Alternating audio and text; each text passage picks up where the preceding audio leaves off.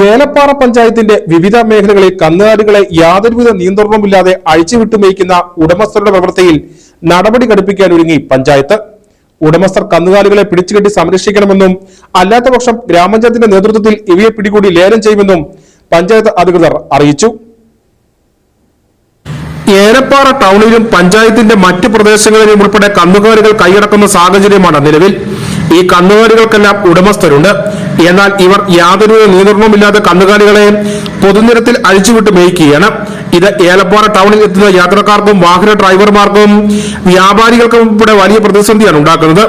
ഇതുകൂടാതെ തോട്ടം മേഖലയിലേക്ക് കയറി ചെല്ലുന്ന കന്നുകാലികൾ കൃഷിശേഖരണങ്ങളെല്ലാം നശിപ്പിച്ച് മടങ്ങുകയുമാണ്. ഇതുകൂടാതെ രാത്രി സമയങ്ങളിൽ പ്രധാന പാതയിൽ തമ്പടിക്കുന്ന കാലിക്കൂട്ടങ്ങൾ വാഹന യാത്രക്കാർക്ക് വലിയ അപകടക്കണിയാണ് ഉണ്ടാക്കുന്നത്. ഇതിനോടകം ഇരുചക്ര വാഹന യാത്രക്കാർ ഉൾപ്പെടെ ഈ കന്നുകാലികൾ തട്ടി റോഡിൽ വീണ അപകടമുണ്ടായിട്ടുണ്ട്. നിലവിൽ കന്നുകാലികൾ പൊതുനിരത്തിൽ യാതൊരു നിയന്ത്രണവുമില്ലാതെ വിഹരിക്കുന്ന വിവരം മാധ്യമ വാർത്ത നിരവധി തവണ ആയുധമാണ്. ഇതെല്ലാം പരിഗണിച്ചാണ് ഏലപ്പാറ ഗ്രാമപഞ്ചായത്തിന്റെ നേതൃത്വത്തിൽ വിഷയത്തിൽ നടപടി സ്വീകരിക്കുവാൻ ഒരുങ്ങുന്നത്.